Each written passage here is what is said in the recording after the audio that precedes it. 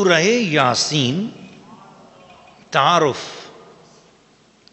سورہ یاسین کا تعارف ناظرین و ناظرات، سامعین و سامعات، اللہ کے پاک کلام کو بڑی محبت سے، بڑی عقیدت سے سننے والے خواتین و حضرات، سورہ یاسین مکیہ ہے اور اس کا زمانہ نزول بھی نبی پاک صلی اللہ تعالی علیہ وسلم کے اعلان نبوت اور اظہار نبوت کے تقریباً 6 سال بعد ہے. اس میں 5 رکوع ہیں، 83 آیات ہیں، 729 کلمات ہیں اور 3000 حروف ہیں.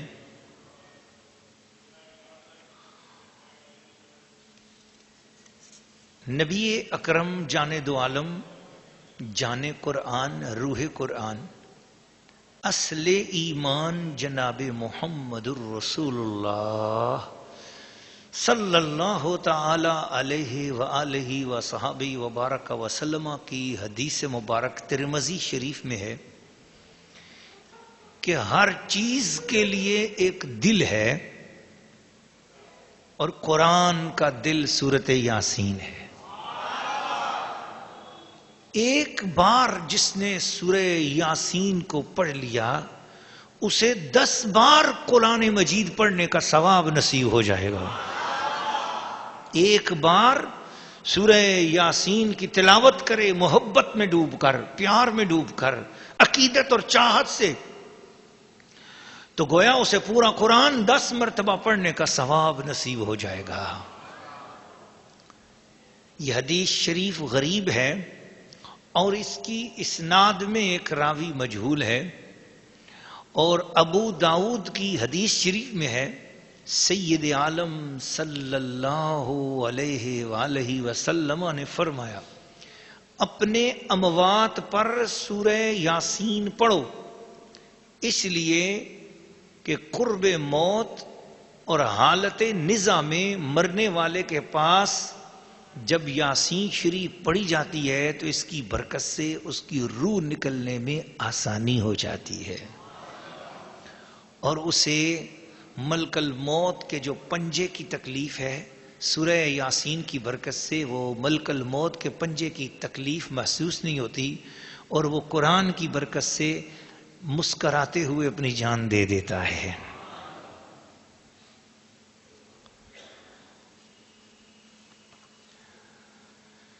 اس پوری صورت میں مرکزی طور پر عنوان جو ہیں اور جن پر گفتگو زیادہ ہوئی ہے وہ 3 عنوان ہیں. سب سے پہلے کہ توحید و رسالت کیا ہے، اس کے حوالے سے گفتگو ہوئی، اور جو توحید و رسالت کو مانتے ہیں ان کی شان بیان ہوئی، جو توحید و رسالت کا انکار کرتے ہیں ان کی سزا اور ان کے معاملات کا بھی تذکرہ کیا گیا کہ ان کو کیا کیا عذاب ملیں گے. قرآن مجید اور قیامت، اس کے حوالے سے بھی گفتگو ہوئی اور عذاب اور رحمت کا بھی ذکر ہوا. سورہ یاسین کے بے انتہا خواص ہیں. سب سے پہلی بات یہ ہے کہ علماء اکرام نے فرمایا کہ جس شخص کے دل کی کوئی بیماری ہو، روگ ہو، غم ہو، ٹینشن ہو، ہارٹ اٹیک ہو، وال بند ہوں، دل کا کوئی بھی مسئلہ ہو، تو قرآن کے دل کے ذریعے اپنے دل کا علاج کرو. اس لیے جو ہارٹ اٹیک والے مریض ہیں اگر روزانہ وہ سورہ یاسین شریف پڑھیں اور پانی پر دم کریں تو چونکہ دل کا معاملہ ہے اور خود سورہ یاسین قرآن مجید کا دل ہے، اس لیے جب قرآن کا دل پڑھ کر پانی پہ دم کرو گے تو انشاءاللہ خود آپ کا دل جو ہے وہ ٹھیک ہو جائے گا. دوسرا ایک خصوصی طور پر عمل ہے کہ بعض ایسی عورتیں ہیں جو یہ چاہتی ہیں کہ ہماری بچی کی شادی جلد ہو یا بچے کی نوکری لگ جائے، رکاوٹ ہے بچوں کے لیے، نہ داخلہ کسی جگہ مل رہا ہے، نہ نوکری مل رہی ہے، پریشان ہوتے ہیں. اسی طریقے سے خود گھر میں بے روزگاری ہو جن کے کہ وہ کوشش کرتے ہیں کہیں کام نہیں ملتا یا کام ملتا ہے تو جو آمدنی آتی ہے اس میں برکت نہیں ہوتی، یا اگر کسی نے اپنا کاروبار بزنس اس کا چلا ہوا ہے لیکن بزنس بیٹھ گیا ہے، مقابلے میں کسی اور نے دکان کھول لی ہے، اب وہ گاہک ادھر چلے جاتے ہیں ادھر نہیں آتے، مطلب اس طرح کے جتنے بھی بزنس میٹرز کے معاملات ہوں یا فیملی ٹرمز کے معاملات ہوں، خاندانی معاملات ہوں، ان کے لیے سورہ یاسین کو پڑھنے کا ایک طریقہ ہے جو ہمیں مشائخ قادریہ رضویہ سے ہمیں ملا۔ اعلی حضرت امام اہل سنت شاہ احمد رضا خان فاضل بریلوی رحمۃ اللہ علیہ کی طرف سے یہ مجھے الحمدللہ فیض ملا سلسلہ بہ سلسلہ، اور سیدنا اویس کرنی رضی اللہ تعالیٰ عنہ کی طرف سے بھی الحمدللہ یہ ہمیں فیض ملا، اور میری قبلہ امی جان کی طرف سے یہ فیض ملا، حضور پیر کنگر رضی اللہ تعالیٰ عنہ کی طرف سے فیض ملا۔ تو یہ عمل میں بھی تمام صحیح العقیدہ سنی العقیدہ اور عاشقان مصطفیٰ اور وہ لوگ جو با ادب مسلمان ہیں، میں ان کے لیے یہ عمل فی سبیل اللہ اپنی طرف سے پیش کر رہا ہوں۔ خواتین و حضرات جو بھی یہ عمل کرنا چاہیں وہ کرنے سے پہلے 3 بار درود شریف پڑھیں اور 1 بار سورۃ فاتحہ شریف 3 مرتبہ قل ہو اللہ شریف پڑھ کر پھر درود شریف پڑھیں اور دعا کریں کہ یا اللہ جو مفتی پیر سید محمد عارف شاہ صاحب اویسی نے عمل ہمیں بخشا ہے، ہم اس عمل کو قبول کرتے ہیں اللہ اور اس کے رسول کی رضا خاطر، تو پھر یہ عمل خود بخود ان کو مل جائے گا اور پھر وہ یہ عمل کر سکتے ہیں، چاہے وہ مجھے جانتے ہوں نہ جانتے ہوں، دنیا میں کسی بھی جگہ ہوں کسی بھی ملک میں ہوں، وہ یہ عمل کر سکتے ہیں، کیونکہ یہ اللہ اور اس کے رسول کی چیز ہے۔ صرف یہ ہے کہ جب وہ اس طرح پڑھائی کر کے ایصال ثواب ہمیں کر دیں گے تو انشاءاللہ اللہ پاک کی مہربانی سے خود بخود ہمارا فیض ان کے پاس، وہ دنیا کے کسی بھی خطے میں ہوں گے، ہمیں جانتے ہوں یا نہ ہوں، ہمارے مرید ہوں یا نہ ہوں، ان کو انشاءاللہ اس کا فیض پہنچ جائے گا۔ وہ عمل یہ ہے کہ سورہ یاسین کو پہلے باوضو ہو کر قبلہ رخ ہو کر 2 نفل پڑھیں اور 2 نفل پڑھ کر سلام پھیرنے کے بعد جانماز پہ بیٹھ جائیں اور سورہ یاسین کو پڑھنا شروع کریں۔ سورہ یاسین کے اندر 7 ایسے مقامات ہیں جہاں آتا ہے لفظ مبین، 7 مبین ہیں سورہ یاسین کے اندر، تو جہاں لفظ پہلی مرتبہ مبین کا آئے تو وہاں رک جائیں اور اپنے مقصد کی جو دعا ہے وہ کریں اور پھر اس کے بعد آگے پڑھنا شروع کر دیں۔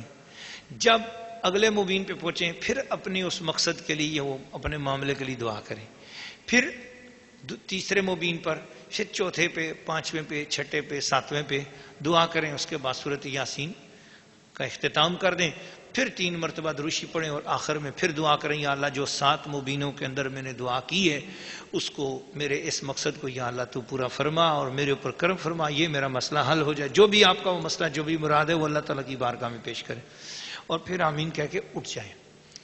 یہ عمل اسی طریقے سے 7 دن لگاتار کرنا ہے، انشاءاللہ 7 دن کے اندر اندر جو بھی آپ کی مراد ہے وہ پوری ہو جائے گی، اللہ پاک اس کے پورے کرنے کے اسباب بنا دے گا اور اس کے لیے انشاءاللہ جلد یا بدیر فوری طور پر کوئی نہ کوئی اس کا کرم اور رستہ کھلنے کے اسباب بن جائیں گے انشاءاللہ۔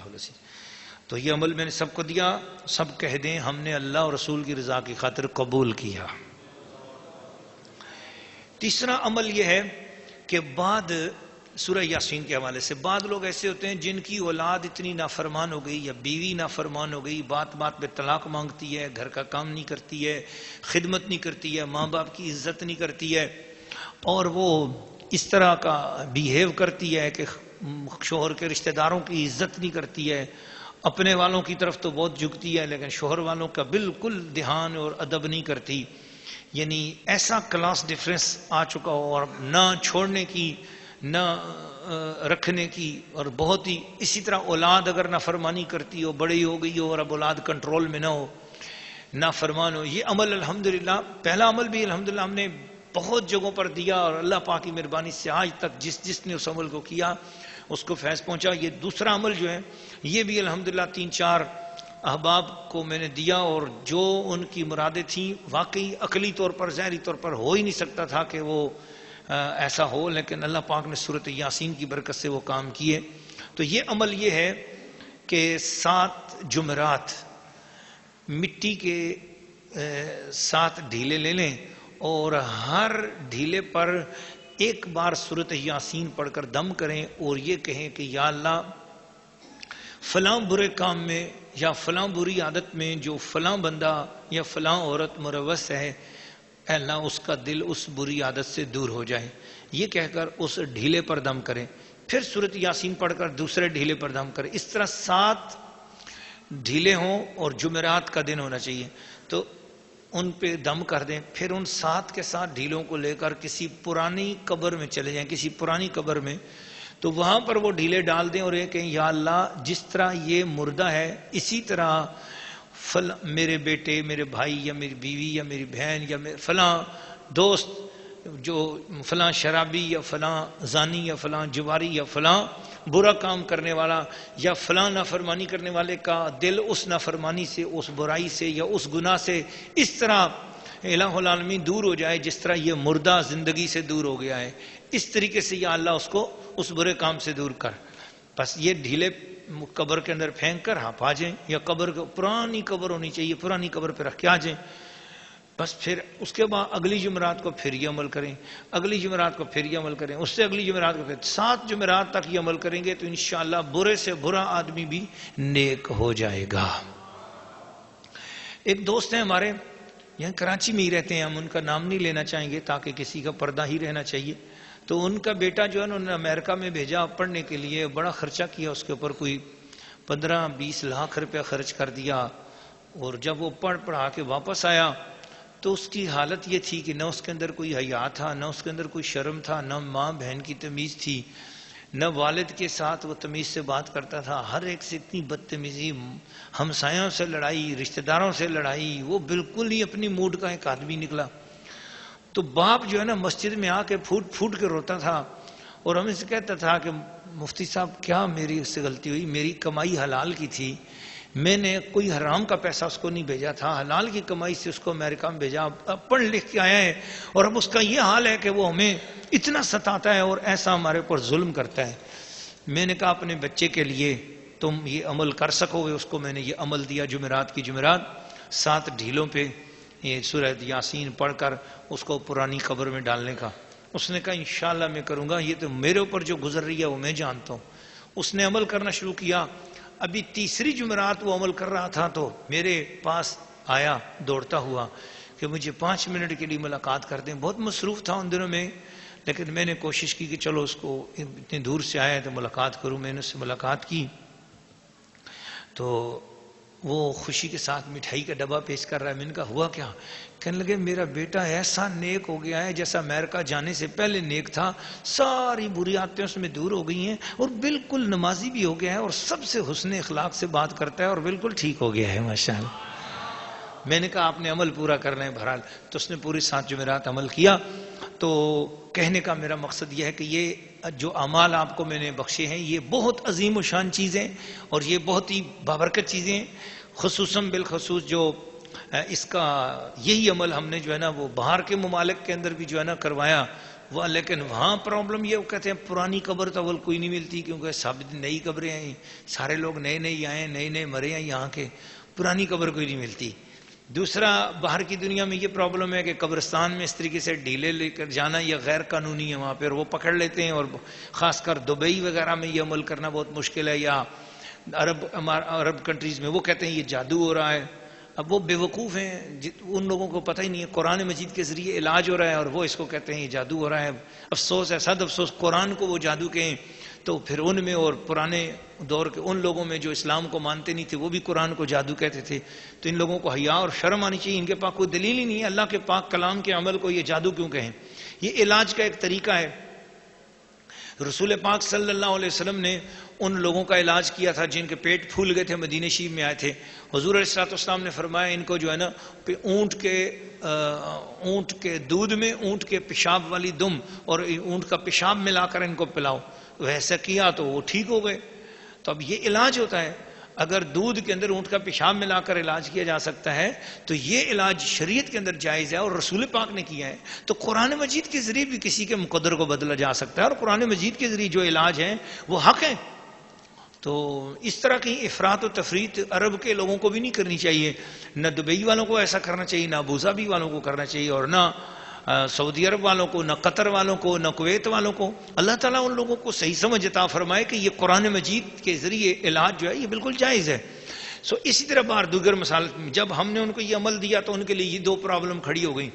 تو ہم نے ان کو کہا کہ اس طرح کرو کہ اس عمل کو تو ہم اس میں چینجن کوئی کر نہیں سکتے ہیں اپنی طرف سے، لیکن ایسے کرو کہ آپ 7 ڈھیلوں پر یہ عمل پڑھتے رہو اور ڈھیلے سنبھال کے رکھتے رہو، اور یہ دعا کرو یا اللہ جب بھی کوئی ہمیں کوئی پرانی خبر ملے گی تو ہم اس میں یہ ڈھیلے ڈال دیں گے. تو شاید انشاءاللہ اس طرح عمل کرنے سے بھی آپ کی مراد پوری ہو. تو اس طرح افریقہ میں اور ایک ابوظہبی میں ایک شخص نے عمل کیا تو الحمدللہ ان کی مراد بھی پوری ہو گئی. اور اسی طرح ایک اور عمل آپ کو پیش کیا جاتا ہے، اس میں ذرا محنت ہے لیکن بہت بابرکت عمل ہے. یہ بھی بعض لوگ ایسے ہوتے ہیں کہ جن کے مقدر میں کبھی کوئی خوشی آتی نہیں ہے، وہ ہر عمل بھی کرتے ہیں، وظیفے بھی کرتے ہیں، بڑی کچھ کرتے ہیں، پڑھائیاں بھی بڑی کرتے ہیں، مگر ان کے جو حالات ہیں وہ جوں کے تو ہی رہتے ہیں اور بڑے پریشان ہوتے ہیں. اور پھر یوں سمجھتے ہیں کہ جی بس اب پتہ نہیں کوئی پیر فقیر کا عمل اثر ہی نہیں کرتا، جی کوئی تعویذ ہی اثر نہیں کرتا، کوئی دوائی اثر نہیں کرتی، بالکل بس وہ مایوس ہو جاتے ہیں. تو ایسے مایوس لوگوں کے لیے عمل یہ ہے کہ وہ سورہ یاسین ایک ہی بار پڑھیں، بس ایک ہی رات میں پڑھنی ہے، چاہے رات میں پڑھیں چاہے دن میں پڑھیں، ایک ہی دن پڑھنی ہے بس. اور زندگی بھر کے لیے ان کی ساری بندشیں، ساری رکاوٹیں، سارے جادو، سب چیزیں دور ہو جائیں گی. لیکن اس کا طریقہ کار یہ ہے کہ ہر مبین پر درود تاج 41 بار پڑھیں. 7 مبین ہے، اور یہ اس عمل پر تقریباً جو ہے میں نے خود چونکہ یہ عمل الحمدللہ کیا ہوا ہے تو اس حوالے سے یہ ہے کہ اس عمل پر تقریباً جیسے کسی اللہ کے بندے کے لیے میں نے کیا تھا، فجر کی نماز کے بعد میں بیٹھا تھا اور شام کے 4 بج گئے تھے مجھے، تو اس درمیان میں صرف ظہر کی نماز کے لیے اٹھا تھا. بس گرمیوں کے دن تھے، فجر کی نماز آپ دیکھیں کتنی جلدی ہوتی ہے، اور پھر عصر کی نماز کب ہوتی ہے، تقریباً 7 گھنٹے 6-7 گھنٹے 8 گھنٹے لگ جاتے ہیں. تو اس لیے یہ ہے تھوڑا سا لمبا عمل، لیکن اس کی تاثیر اور اس کی برکات یہ ہے کہ جان نماز پہ اٹھنے سے پہلے سارے کام ہو جاتے ہیں. بہرحال محنت بھی کرنی چاہیے. ہم لوگ جو ہے نا وہ بس یہ چاہتے ہیں کہ بس ہمیں 11ویں شریف کا حلوہ گھول کر پلا دیا جائے، تو تھوڑی سی محنت بھی ہمیں کرنی چاہیے. تو سورہ یاسین کے خواص مکمل ہوئے. آئیے اس کی تلاوت سنتے ہیں. سورہ یاسین رکوع نمبر 1 تلاوت. بسم اللہ الرحمن الرحیم. اللہ کے نام سے شروع جو نہایت مہربان رحم والا.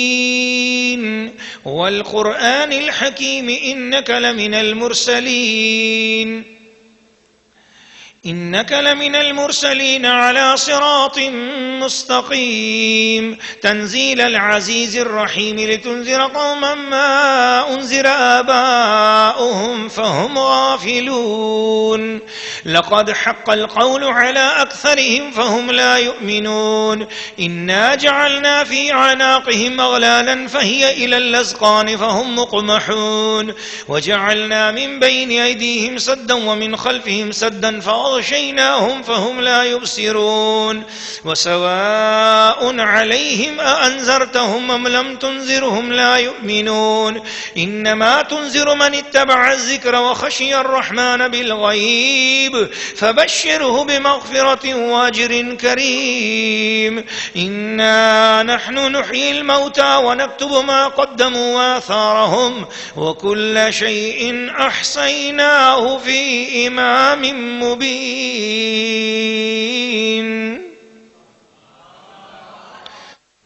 سورہ یاسین رکوع نمبر 1 ترجمہ. کنز الایمان. حکمت والے قرآن کی قسم، بے شک تم سیدھی راہ پر بھیجے گئے ہو.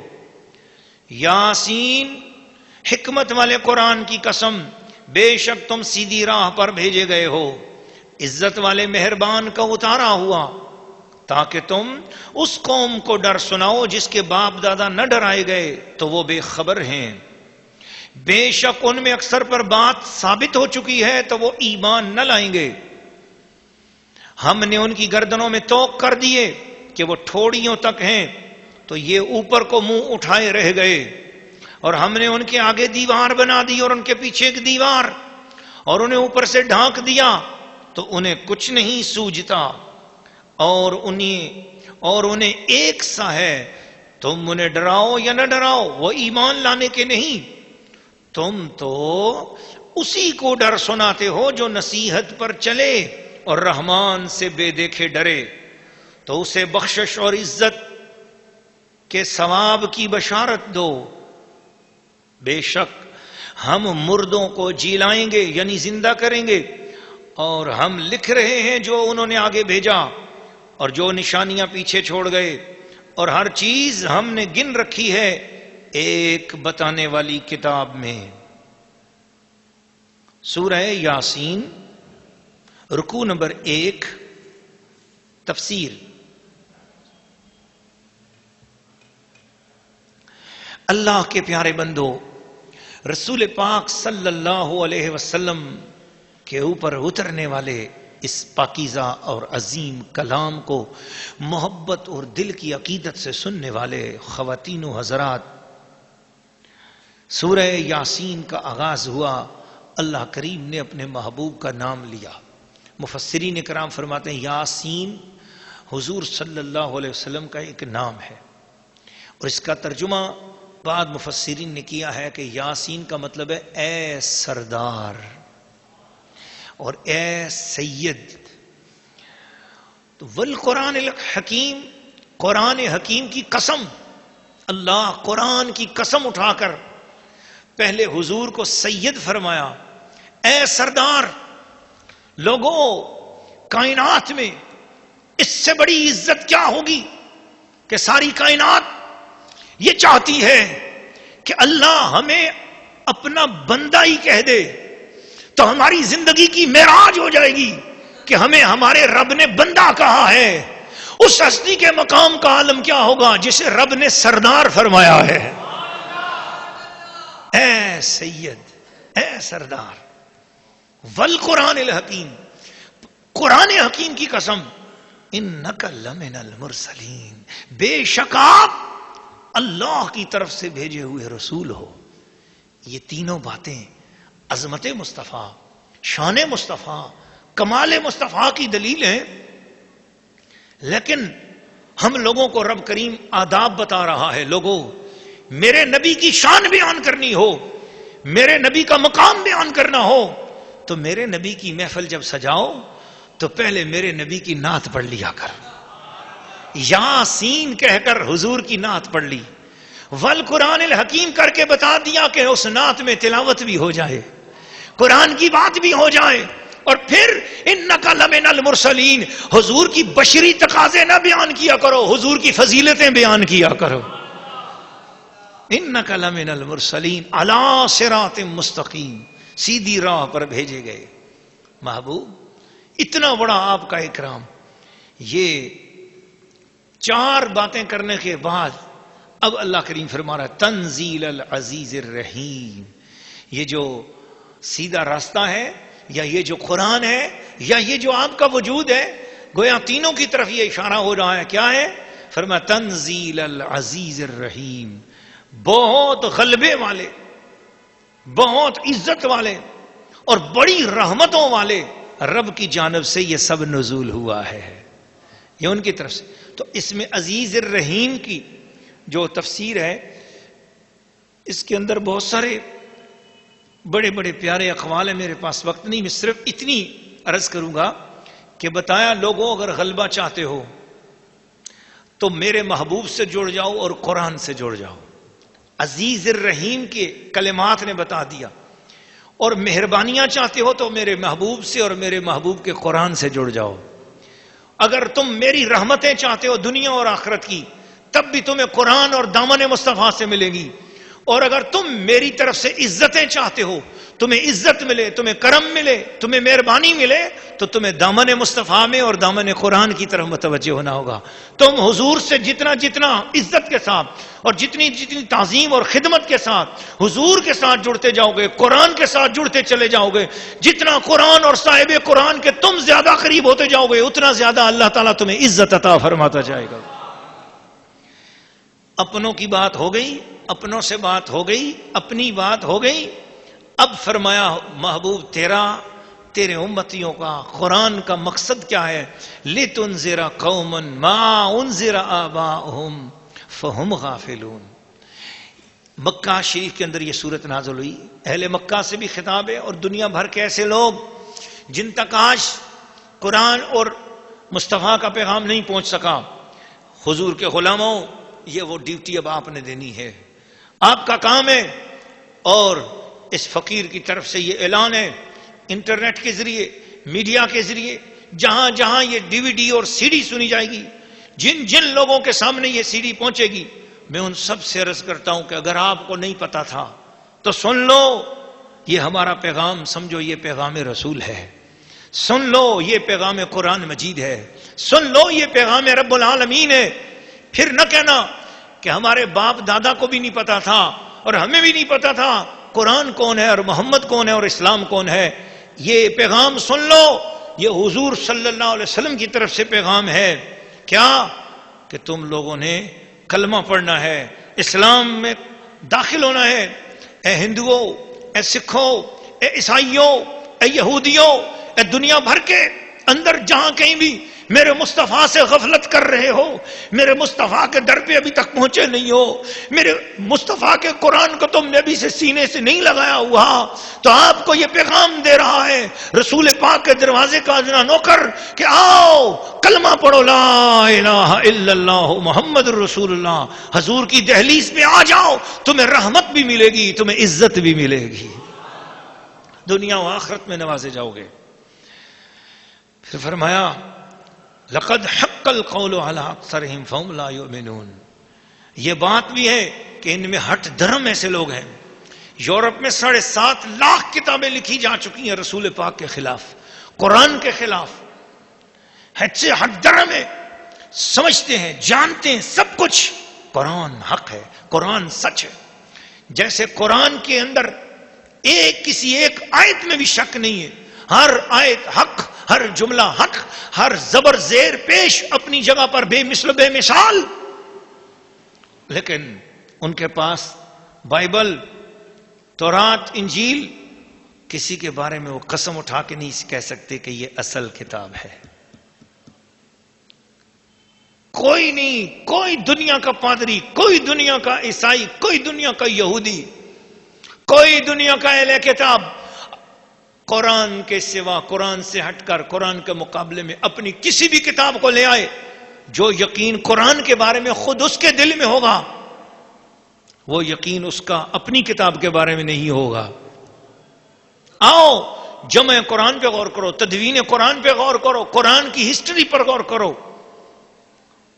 اور تمہیں یقین سے کہنا پڑے گا کہ اس کائنات میں اگر کوئی سچی کتاب ہے تو وہ صرف قرآن مجید ہے، جس کے بارے میں پر یقین طور پر یہ کہہ سکتے ہیں کہ یہ قرآن حق ہے۔ بلکہ میری والدہ گرامی نے تو تفسیر رقیہ میں یہاں تک ارشاد فرمایا، قرآن تو بہت بڑی بات ہے، جو موجودہ دور کی بائبل ہیں اگر ان کو بخاری کی بھی صحت کے ساتھ مقابلہ کیا جائے، مسلم، ترمذی، ابن ماجہ سے ستہ کے ساتھ بھی اگر ان کا مقابلہ کیا جائے، والدہ صاحبہ فرماتی ہیں کہ موجودہ وہ کتابیں جو ہیں ان سے میرے مصطفیٰ کی حدیثیں بھی جو ہے نا زیادہ ایتھینٹک اور زیادہ بلند والی ہو جائیں گی، بلند مرتبہ ہو جائیں گی۔ قرآن تو پھر بہت بڑے مقام، بہت بڑی اونچی بات ہے۔ فرمایا کیوں نہیں یہ ہٹ درم لوگ، یہ گستاخ لوگ ایمان کیوں نہیں لائیں گے؟ وجہ کیا ہے؟ انا جعلنا فی اعناقہم اغلالا فہی الی الاذقان فہم مقمحون، ان کے گلوں میں توق پڑے ہوئے ہیں تکبر کے، اناد کے، خود غرضیوں کے، دنیا کی عیاشیوں کے، اور دوسروں کو حقیر سمجھنے کے توق ان کے گلوں میں پڑی ہوئی، اسی وجہ سے یہ نہیں مانیں گے۔ وَجَعَلْنَا مِن بَيْنِ أَيْدِيهِمْ، اللہ نے بات اپنی طرف اس لیے کی ہے تاکہ یہ لوگ، یہ بھی ان کے لیے جو ہے نا ایک جلن بنے کہ اللہ نے ایسا کر دیا، یہ بھی جلن بنے ان کے لیے۔ وَجَعَلْنَا مِن بَيْنِ أَيْدِيهِمْ سَدًّا وَمِنْ خَلْفِهِمْ سَدًّا فَخْشَيْنَاهُمْ فَهُمْ لَا يُبْصِرُونَ، انہوں نے گستاخیاں، ہٹ درمیاں، بے ادبیاں اتنی کی ہیں کہ اب ہم نے ان کے آگے پیچھے اوپر نیچے پردہ کر دیا، ان کو بند کر دیا ہے. ایمان والی کوئی ہوا اندر جا ہی نہیں سکتی، ایمان والی بات ان کے کانوں میں نہیں جائے گی، اور ایمان والا کوئی منظر ان کی آنکھوں کو نظر نہیں آئے گا. ہم نے ان کو اتنا محروم القسمت بنا دیا ہے. دعا ہے کہ اللہ تعالیٰ ایسا محروم القسمت ہونے سے ہم سب کو، ہماری اولادوں کو بھی بچائے. وَسَوَاءٌ عَلَيْهِمْ أَنذَرْتَهُمْ أَمْ لَمْ تُنذِرْهُمْ لَا يُؤْمِنُونَ. اب ان کو ڈرایا جائے یا نہ ڈرایا جائے برابر ہے، یہ ایمان نہیں لائیں گے. کون؟ یہ گستاخ، یہ بے ادب. میں کچھ نام لے سکتا تھا دور حاضر کے یورپ کے ایسے بے ادبوں اور گستاخوں کے، ڈنمارک کے ایسے گستاخوں اور بے ادبوں کے، یا کچھ اور ممالک کے، لیکن چونکہ یہ ایک تاحیات ایک بہت بڑا پیغام ہے تو میں کسی خاص ٹائم کے ساتھ اسے اور کسی خاص شخصیت کے ساتھ اسے رکھ کر اسے محدود نہیں کرنا چاہتا. دنیا بھر میں جہاں کہیں بھی جو بے ادب ہے اور گستاخ ہے، یاد رکھ لے وہ اپنی بے ادبی اور گستاخی کی بنا پر کبھی بھی ایمان والا نہیں ہو سکے گا. اس کے لیے ساری رکاوٹیں ہی رکاوٹیں ہوں گی. اسے نہ قرآن کی سمجھ آئے گی نہ مصطفیٰ کریم کی سمجھ آئے گی. اب اگر کوئی بے ادب اور گستاخ تمہارے سامنے قرآن بھی پڑھ رہا ہو، حدیث بھی پڑھ رہا ہو، کسی کتاب کا آپ کو حوالہ بھی دے رہا ہو، تو آپ سمجھ لو نا، آپ سمجھ لے کہ یہ وہ شخص ہے کہ جس کے آگے پیچھے پردے قرآن نے ڈال رکھے ہیں. اس کی بے ادبی اور گستاخی کی وجہ سے اب یہ کیا تبلیغ کرے گا، اب یہ کیا ہمیں نصیحت کرے گا، اس کے تو اپنے پاس کچھ نہیں. اس لیے بے ادبوں اور گستاخوں سے اپنے آپ کو بچاؤ، چاہے وہ مسلمان کے روپ میں تمہارے اپنے اندر ہو، چاہے وہ غیر مسلموں کے روپ میں باہر ہو. وہ ہمیں کیا ایمان اور اسلام بتائیں گے؟ ہمارا اسلام اور ہمارا ایمان تو مدینہ شریف سے آ رہا ہے، ہمیں تو قرآن مجید سے مل رہا ہے. الحمدللہ. اس مقام پر رب کریم نے پھر عاشقان مصطفیٰ کی جانب متوجہ کیا اور حضور صلی اللہ علیہ وسلم کی توجہات کی برکات قیامت تک بتائیں. خطاب حضور سے کیا لیکن اس کا فیض ہم سب کو مل رہا ہے. ارشاد فرمایا انما تنذر من اتبع الذکر وخشی الرحمن بالغیب. اے محبوب آپ تو اسی کو ڈر سناتے ہیں جو نصیحت پر چلے، جو اس ذکر پر چلے. ذکر سے مراد قرآن بھی ہے، ذکر سے مراد اللہ کی یاد بھی ہے، ذکر سے مراد حدیث شریف بھی ہے. اور جس نے بھی محبوب تیرے پیغام پر عمل کیا، تیری طرف سے قبل از وقت آگاہیاں اس کو نصیب ہوں گی. وخشی الرحمن بالغیب، وہ تنہائیوں میں اپنے رب سے ڈر گیا. فبشر ہو، دنیا کے کسی بھی جگہ پر وہ ہو، تیرا ماننے والا ہو، تیرا ادب کرنے والا ہو، رب کا ڈر رکھنے والا ہو، قرآن پڑھنے والا ہو، محبوب لا الہ الا اللہ ہو، محمد الرسول اللہ کی چھتری کے سائے کے نیچے جو مسلمان مرد اور عورت بھی ہو، فبشر ہو بمغفرۃ واجر کریم. بخششیں میری ہیں، اجر میں دوں گا، عزت والی روزیاں، عزت والے اجر میں دوں گا. لیکن فبشر ہو، اس کی اطلاع اور اس بشارت کی بات اور اس کرم کے خزانے کی اطلاع تیری زبان سے دلوا رہا ہوں تاکہ اسے پتا چلے کہ میرے سجدوں نے وہ کام نہیں کیا ہے جو مصطفیٰ کے وسیلے نے کام کیا ہے. انا نحن نحیی الموتى. لوگوں ہم خود ہیں جو مردوں کو زندہ کریں گے. یہ اس میں اتنی بڑی تاکید کے کلمات ہیں کہ میرے پاس وقت نہیں میں عرض کروں. انا، بے شک ہم ہی، نحنو ہم ہی، نحیی ہم ہی زندہ کریں گے. ہم اتنی مرتبہ فرمایا. فصاحت و بلاغت والے کہتے ہیں کہ تاکہ کسی طرح کا شک بھی کسی کے دماغ میں ہے کہ مرنے کے بعد شاید اٹھنا نہیں ہوگا، وہ شک اپنے دماغ سے دور کر دو. اللہ زندہ کرے گا، ہم زندہ کریں گے مردوں کو. مرنے کے بعد کی زندگی پر ایمان لاؤ. وَنَكْتُبُ مَا قَدَّمُوا، اور ہم لکھ رہے ہیں جو انہوں نے آگے بھیجا. وَآثَارَهُمْ، اور جو نشانیاں پیچھے چھوڑ گئے. جو کچھ عالم آخرت کے لیے، قبر کی روشنی کے لیے تم نے کیا ہے وہ بھی ہمارے پاس ہے، اور جو تم پیچھے چھوڑ آئے ہو وہ بھی ہمارے پاس ریکارڈ میں ہے، ہم لکھ رہے ہیں. مجھے یہاں پر صدر الفاضل کی تفسیر سے ایک نہایت قیمتی اقتباس آپ کو سنانا ہے. صدر الفاضل سید محمد نعیم الدین مراد آبادی رحمۃ اللہ علیہ فرماتے ہیں کہ ہم ان کی وہ نشانیاں، بہت توجہ کے ساتھ سنیے گا خواتین و حضرات، ہم ان کی وہ نشانیاں، وہ طریقے بھی لکھتے ہیں جو وہ اپنے بعد چھوڑ گئے. خواہ وہ طریقے نیک ہوں یا بد. جو نیک طریقے امتی نکالتے ہیں ان کو بدعت حسنہ کہتے ہیں، اور اس طریقے کو نکالنے والوں اور عمل کرنے والوں دونوں کو ثواب ملتا ہے. محبت والو، پیار والو، اللہ کے پاک کلام کو سمجھ رہے ہیں، قرآن کی تفسیر کا نور مل رہا ہے، دین اسلام کا آپ کو ایک عظیم الشان فیضان مل رہا ہے. توجہ کیجئے، فرمایا جو برے طریقے نکالتے ہیں ان کو بدعت سیئہ کہتے ہیں، اور اس طریقے کے نکالنے والے اور عمل کرنے والے دونوں گناہگار ہوتے ہیں. مسلم شریف کی حدیث میں ہے، سید عالم صلی اللہ علیہ وآلہ وسلم نے فرمایا جس شخص نے اسلام میں نیک طریقہ نکالا اور اس کو طریقہ نکالنے کا ثواب بھی ملے گا اور اس پر عمل کرنے والوں کو بھی ثواب، بغیر اس کے عمل کرنے والوں کے ثواب میں کچھ کمی کی جائے ثواب ملے گا. اور جس نے اسلام میں برا طریقہ نکالا اس پر وہ طریقہ نکالنے کا بھی گناہ اور اس طریقہ پر عمل کرنے والوں کے بھی گناہ، بغیر اس کے ان عمل کرنے والوں کے گناہوں میں کچھ کمی کی جائے ان کو بھی گناہ ملے گا. اس سے یہ معلوم ہوا کہ صدہا امور خیر، مثلا فاتحہ 11ویں شریف، تیجا 40واں، عرس، توشہ، ختم، محافل ذکر و میلاد، محافل شہادت، جن کو بدمذہب لوگ بدعت کہہ کر منع کر دیتے ہیں اور لوگوں کو ان نیکیوں سے روکتے ہیں، یہ سارے عمل یعنی 11ویں، تیجا، 40واں، عرس، توشہ، ختم، محافل ذکر، محافل میلاد اور محافل شہادت، یہ سب درست ہیں، باعث اجر و ثواب ہیں. ان کو بدعت سیئہ بتانا غلط ہے. یہ تو طاعات ہیں، اعمال صالحہ ہیں جو ذکر و تلاوت اور صدقہ و خیرات پہ مشتمل ہیں. یہ بدعت سیئہ نہیں. بدعت سیئہ تو وہ برے طریقے ہیں جن سے دین کو نقصان پہنچتا ہے اور جو سنت کے مخالف ہیں. جیسا کہ حدیث شریف میں آیا، جو قوم بدعت نکالتی ہے اس سے ایک سنت اٹھ جاتی ہے. تو بدعت سیئہ وہ ہے جس سے سنت اٹھتی ہے. جیسے رفض، خروج اور وہابیت، رافضیت، خارجیت اور وہابیت، یہ سب انتہا درجے کی خراب سیئہ بدعتیں ہیں. رفض و خروج جو اصحاب اور اہل بیت اطہار، اہل بیت رسول اللہ صلی اللہ علیہ وسلم کی عداوت پر مبنی ہیں، ان سے اصحاب اور اہل بیت کے ساتھ محبت اور نیازمندی رکھنے کی سنت اٹھ جاتی ہے، جس کے شریعت میں تاکیدی حکم بھی ہیں. اور وہابیت کی اصل مقبولان حق حضرات انبیاء اور اولیاء کی جناب میں بے ادبی اور گستاخی اور تمام مسلمانوں کو مشرک قرار دینا ہے. تو اس سے بزرگان دین کی حرمت اور عزت اور ادب اور تکریم اور مسلمانوں کے ساتھ اخوت و محبت کی سنتیں اٹھ جاتی ہیں، جن کی بہت شدید تاکیدیں ہیں، جو دین میں بہت ضروری چیز ہیں. اور اس آیت کی تفسیر میں یہ بھی کہا گیا ہے، آثار، ہم تمہارے آثار لکھ رہے ہیں. اس سے مراد یہ ہے کہ وہ قدم جو نمازی مسجد کی طرف چلنے میں رکھتا ہے اس کا ہر قدم اللہ پاک نیکی کے طور پہ لکھتا جاتا ہے.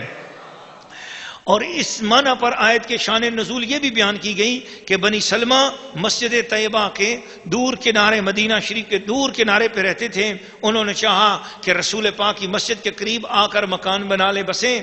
اس پر یہ آیت کریمہ نازل ہوئی اور نبی اکرم صلی اللہ علیہ وسلم نے فرمایا تم مکان نہ بدلو، بلکہ جتنے دور سے آتے ہو اتنے ہر قدم پر تمہیں نیکیاں نصیب ہو رہی ہیں، اجر و ثواب بھی زیادہ ہو رہا ہے.